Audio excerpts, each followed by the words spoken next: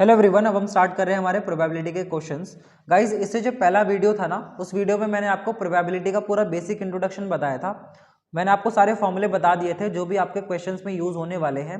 लेकिन फिर भी अगर किसी बच्चे ने वो वीडियो नहीं देखा है ना, तो जल्दी से मैं आपको वो फॉर्मूले बता देता हूँ इंपॉर्टेंट, ताकि जो भी बच्चा ये वीडियो ही देख रहा है सिर्फ, तो उसको क्वेश्चन समझ में आ जाए। देखो, सबसे पहले तो हमने एक फॉर्मूला पढ़ा था कि किसी भी इवेंट की हम प्रोबेबिलिटी निकालने के लिए कौन सा फॉर्मूला लगाते हैं। तो उसके लिए एक सिंपल सा फॉर्मूला होता है, ऊपर हम लिखते हैं नंबर ऑफ फेवरेबल आउटकम्स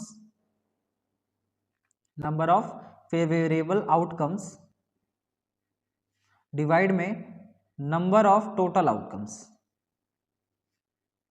ठीक है, ये तो एक मेन फॉर्मूला है जिसके द्वारा हम अपने क्वेश्चन को सॉल्व करेंगे।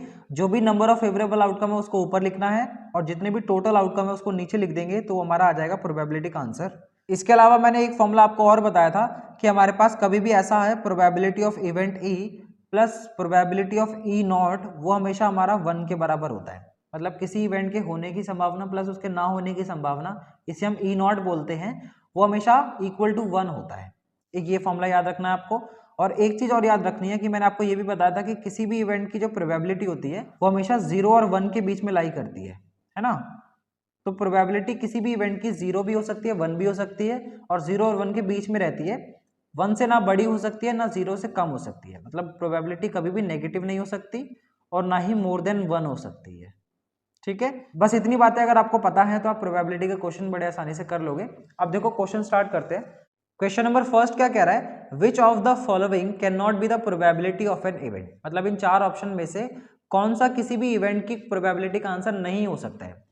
तो देखो, ए ऑप्शन में बोला 2/3 यानी कि फ्रैक्शन है। अब प्रोबेबिलिटी का आंसर फ्रैक्शन में तो आ सकता है, तो इसलिए ये तो आंसर नहीं होगा। बी में बोला है -1.5 यानी कि प्रोबेबिलिटी का आंसर नेगेटिव बोल दिया। लेकिन मैंने अभी जस्ट आपको बताया था कि प्रोबेबिलिटी का आंसर नेगेटिव नहीं हो सकता है, तो आगे देखने की जरूरत भी नहीं है, यही हमारा करेक्ट आंसर हो जाएगा कि प्रोबेबिलिटी का आंसर कभी भी नेगेटिव नहीं होता। -1.5 आंसर नहीं हो सकता। ठीक है, क्वेश्चन नंबर सेकंड देखो। क्वेश्चन सेकंड में हमारे पास है, कहता है if PE is equal to 0.05 है, तो what is the probability of not E. तो बताओ कि नॉट ई नहीं होने की क्या प्रोबेबिलिटी होगी। तो देखो, इस क्वेश्चन के लिए जो अभी मैंने आपको एक सेकंड फॉर्मूला बताया था कि probability of E plus probability of E not किसके बराबर होता है, हमेशा 1 के बराबर। तो अभी हमें PE मिल रखा है, तो यहां पर लिख दो 0.05। प्रोबेबिलिटी ऑफ नॉट ई हमें निकालना है, यानी कि P नॉट हमें निकालना है, तो यहां पर हम निकाल लेंगे PE not is equal to, ये 1 है। अगर हमें PE नॉट चाहिए तो हम क्या करेंगे, इसको राइट साइड पे भेज देते हैं, तो ये हो जाएगा 1 माइनस में 0.05। इसको अगर माइनस कर ले तो ये हमारे पास आ जाएगा 0.95, एंड ये आ जाएगा हमारा प्रोबेबिलिटी ऑफ ई नॉट का आंसर। ठीक है, दैट्स इट। ये हो गया हमारा क्वेश्चन नंबर सेकंड भी कंप्लीट। अब नेक्स्ट क्वेश्चन देखो, इसमें बोला है it is given that in a group of 3 students the probability of 2 students not having the same birthday is 0.992। देखो, यहाँ तक का क्या मतलब है, कहता है 3 स्टूडेंट्स के ग्रुप में से 2 स्टूडेंट्स का सेम बर्थडे नहीं होने की जो प्रोबेबिलिटी है वो है 0.992। तो गाइस, जब भी नॉट वर्ड आ जाए ना, इसका मतलब हमें क्या दे रखा है आपको पता है, हमें दे रखा है PE नॉट, है ना, इवेंट के नहीं होने की पॉसिबिलिटी है, ये प्रोबेबिलिटी दे रखी है कितनी, 0.992। तो बोला है what is the probability that the 2 students have the same birthday, कि दोनों स्टूडेंट्स का सेम बर्थडे होगा, तो इसकी प्रोबेबिलिटी बताओ। तो यानी कि वो हमसे PE पूछ रहे हैं, प्रोबेबिलिटी ऑफ इवेंट E पूछ रहे हैं। तो इसके लिए वही वाला formula, probability of E plus probability of E not किसके बराबर होता है, हमेशा 1 के बराबर। तो प्रोबेबिलिटी ऑफ E निकालना ही हमें, plus probability of E not हमें बता दिया था 0.992 इज इक्वल टू, ये 1 है। तो PE निकालने के लिए इसको राइट साइड पे भेज देते हैं, तो ये हो जाएगा 1 माइनस 0.992। ठीक है, इसको माइनस करें तो कितना आएगा, 0.008। तो PE आ जाएगा हमारे पास 0.008, एंड ये हो जाएगी हमारे फाइनल आंसर की प्रोबेबिलिटी। ठीक है, तो ये हो गया आपका क्वेश्चन नंबर थर्ड भी कंप्लीट। अब आते हैं इसके नेक्स्ट क्वेश्चन पे। देखो, फोर्थ में हमसे बोला है अ box contains 5 red marbles, 8 white marbles and 4 green marbles. कि एक बॉक्स के अंदर 5 रेड कलर के मार्बल हैं, 8 व्हाइट कलर के मार्बल हैं और 4 ग्रीन कलर के मार्बल हैं। तो बात करें टोटल मार्बल की, तो कितने टोटल हो गए, 5 + 8 13, और 13 और 4 17 मार्बल्स हैं। ठीक है, आगे बोला है 1 marble is taken out of the box at random. ठीक है, हम एक मार्बल को बॉक्स में से रेंडमली निकाल रहे हैं। What is the probability that the marble will be, पहले केस में रेड होगा, दूसरे में व्हाइट के लिए बोला है, फिर नॉट ग्रीन के लिए बोला है, तो बतानी है इन सब की क्या प्रोबेबिलिटी होगी। तो देखो फर्स्ट पार्ट की बात करते हैं पहले सॉल्यूशन। फर्स्ट पार्ट में हमें बोला है प्रोबेबिलिटी कि रेड मार्बल आएगा। कौन सा मार्बल आएगा? Red marble. तो प्रोबेबिलिटी निकालने का वो जो फर्स्ट फॉर्मूला मैंने आपको आज बताया था ना, वही वाला लगेगा, favourable outcome, favourable outcome divide में टोटल आउटकम, है ना, ये वाला फॉर्मूला लगेगा। तो अब ध्यान से ऑब्जर्व करें तो यहाँ पर फेवरेबल आउटकम कौन सा होगा? हम रेड मार्बल निकालने की बात कर रहे हैं ना, तो जिसकी भी बात हो रही होती है ना क्वेश्चन में, वही हमारा फेवरेबल आउटकम होता है। तो हम देख पा रहे हैं कि रेड मार्बल कितने हैं? टोटल 5 है। तो ऊपर तो कितना आ जाएगा? 5, डिवाइड में हमें टोटल आउटकम लिखना है, मतलब टोटल मार्बल कितने हैं, जो मैंने आपको शुरू में ही बता दिया था, 5 + 8 13, और 13 और 4 17। तो यहाँ पर हमें लिखना है क्या? 17 मार्बल। तो ये आ जाएगा हमारे फर्स्ट पार्ट का answer, probability of red marble. ठीक है, अब आते हैं इसके नेक्स्ट पार्ट पर। देखो सेकंड में हमसे बोला है कि प्रोबेबिलिटी निकालो व्हाइट मार्बल की। तो सेम केस यहाँ पर लिख लो, probability of white marble is equal to, same formula चलेगा, फेवरेबल आउटकम डिवाइड में टोटल आउटकम। इस बार हमारा फेवरेबल आउटकम क्या है? White marble. तो कितने व्हाइट मार्बल है? देखो टोटल 8 है, तो ऊपर आ जाएगा 8, और डिवाइड में टोटल तो सेम ही रहना है, टोटल कितने मार्बल है हमारे पास? 17। तो ये आ जाएगा हमारा सेकंड पार्ट का भी आंसर, 8/17। इसका थर्ड पार्ट में हमसे बोला है कि नॉट ग्रीन की प्रोबेबिलिटी निकालो। थर्ड पार्ट में हमसे क्या बोला है कि हमें नॉट ग्रीन की प्रोबेबिलिटी चाहिए, कि मार्बल जो है ग्रीन ना हो। ठीक है, तो सबसे पहले हम क्या करते हैं ना, ग्रीन होने की प्रोबेबिलिटी निकाल लेते हैं, probability of green marble. Not green पे बाद में आएंगे, पहले हम ग्रीन मार्बल की प्रोबेबिलिटी निकालते हैं। तो यहां पर number of favourable outcome formula divide में टोटल आउटकम। तो अब ऑब्जर्व करते हैं नंबर ऑफ फेवरेबल आउटकम कितने होंगे हमारे पास। ग्रीन मार्बल कितने बोले थे उसने? ग्रीन मार्बल 4 मार्बल थे। ठीक है, तो यहां पर ऊपर आ जाएगा कितना? 4, और डिवाइड में कितना आ जाएगा? टोटल, टोटल तो 17 सेम ही रहना है। अब नॉट ग्रीन चाहिए, तो मैंने आपको बता रखा है probability of green marble plus probability of not green marble is always किसके बराबर होता है? 1 के बराबर। जो हमारा वो फॉर्मूला था मैंने आपको बताया था, PE + PE नॉट, देख सकते हो ये वाला जो फॉर्मूला था हमारा, इस फॉर्मूले के अकॉर्डिंग हम बोल रहे हैं। तो यहाँ पर P green + P not green is equal to 1 है। देखो प्रोबेबिलिटी ऑफ ग्रीन मार्बल हम निकाल चुके हैं 4/17, प्लस में प्रोबेबिलिटी ऑफ नॉट ग्रीन हमें निकालना है, वो एज इट इज रहेगा, और इज इक्वल टू में यहाँ पे 1 है। हम इसको राइट साइड पे भेजते हैं तो कितना हो जाएगा? Probability of not green is equal to 1 minus में 4/17। एलसीएम ले तो कितना आ जाएगा? एलसीएम 17 का मल्टीप्लाई 1 से, और यहाँ पर माइनस में 4 है, तो 17 - 4 कितना आ जाएगा? 13, और नीचे है 17। तो दैट्स इट, ये आ जाएगा हमारे थर्ड पार्ट का आंसर, कि नॉट ग्रीन होने की जो पॉसिबिलिटी है, या फिर बोले तो जो प्रोबेबिलिटी है, वो है 13/17। तो ये हो गया हमारा क्वेश्चन नंबर 4 कंप्लीट। अब आते हैं नेक्स्ट क्वेश्चन नंबर 5 पर। क्वेश्चन 5 क्या कह रहा है? अ पिगी बैंक कंटेन्स 150 पैसा कॉइन्स, यानी कि एक पिगी बैंक में 100 50 पैसे के सिक्के हैं, 50 1 रुपये कॉइन, 20 2 रुपये कॉइन एंड 10 5 रुपये कॉइन।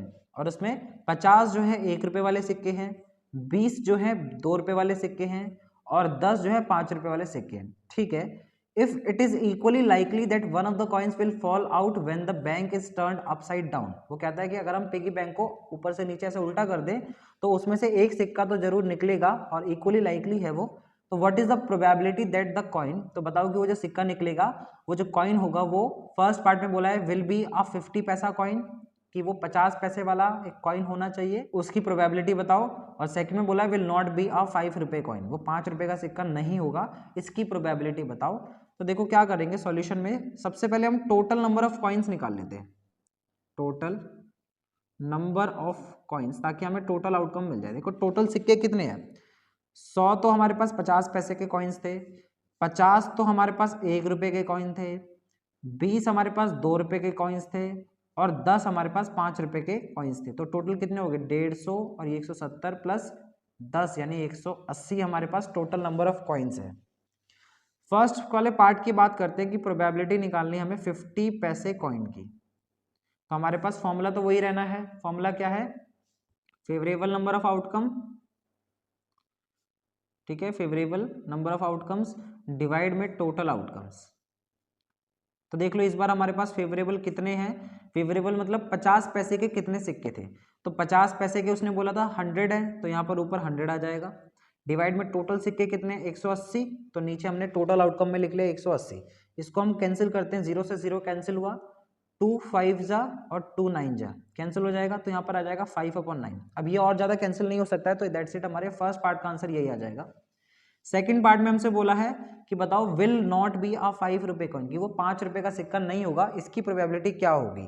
तो इसको करने के लिए जैसे हमने पिछले वाले एक पार्ट में किया था, हम सबसे पहले 5 रुपए के कॉइन की होने की प्रोबेबिलिटी निकाल लेते हैं। तो यहाँ पर लिखो प्रोबेबिलिटी ऑफ 5 रुपए कॉइन, 5 रुपए कॉइन। तो इसके लिए फॉर्मूला तो वही रहेगा, फेवरेबल आउटकम डिवाइड में टोटल आउटकम।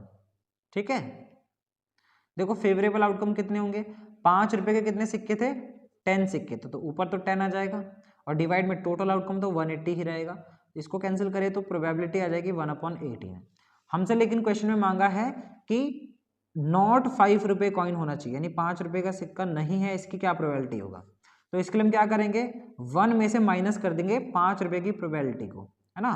तो यहाँ पर लिख लेंगे 5 रुपए कॉइन, हमारे उसी वाले फॉर्मूले से जो सबसे पहले मैंने आपको आज की क्लास में बताया था, probability of E plus probability of E not is equal to हमेशा 1 होता है। तो अगर हमें ये निकालना है तो हम इसको उधर ले जाके माइनस करवा देंगे, ठीक है। तो ये कितना बनेगा, 1 माइनस में प्रोबेबिलिटी ऑफ 5 रुपए कॉइन हमने अभी ऊपर निकाला था 1/18, इसको यहाँ पे रख दो, एलसीएम लेंगे तो कितना आ जाएगा 18, 18 बन जाए, यहाँ 18 होगा, माइनस में 1 है, तो आंसर कितना आ जाएगा हमारा 17/18। ये आ जाएगा आपके सेकंड पार्ट का आंसर, कि प्रोबेबिलिटी ऑफ नॉट अ 5 रुपए कॉइन है हमारा 17/18। That's it. अब देखो क्वेश्चन 6 क्या कह रहा है, a die is thrown once find the probability of getting, फिर उसके 3 पार्ट दिए। अब की बार हमारे पास एक डाई है, हम डाइस खेलते हैं ना, तो डाइस को जब हम थ्रो कर रहे हैं, एक बार थ्रो करा है और इन सब की प्रोबेबिलिटी बतानी है। तो देखो सबसे पहले यहाँ पर बात करते हैं कि जब हम एक डाइस को वंस थ्रो करते हैं, एक बार थ्रो करते हैं, तो यहाँ पर लिख लो when a die is thrown once, तो हमारे पास पॉसिबल आउटकम्स कितने हो सकते हैं। तो यहाँ पर लिख लो then the possible outcomes are, तो पॉसिबल आउटकम्स वहां पे कितने हो सकते हैं, या तो डाई फेंकने पे 1 आएगा, या तो 2 आ सकता है, या 3 आ सकता है, या 4 आ सकता है, या 5 आ सकता है, या तो 6 आ सकता है। बस इन 6 में से ही कोई नंबर आ सकता है, इसके अलावा कोई नंबर नहीं आएगा, क्योंकि डाई के ऊपर यही सारे छपे होते हैं। ठीक है, फर्स्ट पार्ट की बात करते हैं। फर्स्ट में हमसे बोला है प्रोबेबिलिटी निकालो प्राइम नंबर की। कौन से नंबर की, प्राइम नंबर की। तो देखो प्राइम नंबर वो कौन से नंबर होते हैं, जिनके 2 फैक्टर्स होते हैं, एक तो वो खुद होता है नंबर और दूसरा होता है उसका फैक्टर 1। तो इन 6 में से कितने प्राइम नंबर्स है वो जरा चेक कर लेते हैं। तो हमें पता है 2 एक प्राइम नंबर होता है, 3 भी एक प्राइम नंबर होता है, और 5 भी एक प्राइम नंबर होता है, क्योंकि इनके सिर्फ 2 फैक्टर होते हैं। ठीक है, ये या तो खुद से जाएंगे और 1 से जाएंगे, 1 से कटेंगे। तो 3 हमारे पास कितने हैं, प्राइम नंबर्स है। तो फेवरेबल आउटकम हमारा ऊपर आएगा, एक बार फॉर्मूला लिख देता हूं, फेवरेबल आउटकम डिवाइड में टोटल आउटकम, यही होता है ना हमारा फॉर्मूला। तो देखो फेवरेबल आउटकम हमारे पास इसमें कितने आ रहे हैं, 1 2 3 फेवरेबल आउटकम है, और टोटल आउटकम टोटल जो है वो 6 थे। इसको कैंसिल कर ले तो आंसर कितना आ जाएगा 1/2, ये आ जाएगा फर्स्ट पार्ट का आंसर। सेकंड में हमसे बोला है a number lying between 2 and 6, कि हमारा प्रोबेबिलिटी निकालो कि नंबर जो है वो किस किस के बीच में आ रहा हो, 2 and 6 के बीच में आ रहा हो। तो देखो 2 और 6 के बीच में कौन कौन आ रहा है, 3 4 और 5 आ रहा है, 3 नंबर आ रहे हैं। तो इसमें फेवरेबल आउटकम कितने हो जाएंगे 3, और टोटल आउटकम कितने यहाँ पर नीचे 6 ही रहेंगे। तो इस वाले पार्ट का भी आंसर हमारा कितना आ जाएगा 1/2। आगे देखो थर्ड पार्ट में हमारे से बोला है कि प्रोबेबिलिटी निकालो ऑड नंबर की, किसकी, ऑड नंबर की हमें प्रोबेबिलिटी निकालनी है। तो ऑड नंबर का कॉन्सेप्ट आपको पता होना चाहिए। ऑड नंबर वो नंबर होते हैं जो कि 2 से कैंसिल नहीं होते हैं। तो यहाँ पर हम देख पा रहे हैं 1 3 और 5 ही क्या है, ऑड नंबर है। तो फिर से हमारे पास फेवरेबल आउटकम 3 आ जाएंगे और टोटल आउटकम हमारे पास 6 थे। इसको कैंसिल कर ले तो कितना आ जाएगा 1/2। ये है आपके क्या प्रोबेबिलिटी के तीनों के आंसर, तीनों में 1/2 ही आ रहा है। ठीक है, सो ये हो गया आपका क्वेश्चन नंबर 6 कंप्लीट। ऐसा क्वेश्चन एग्जाम में पूछ सकते हैं और थोड़ा सा डिफिकल्ट बना के भी पूछा जा सकता है, बट डाइस वाला क्वेश्चन कई बार एग्जाम में आता है।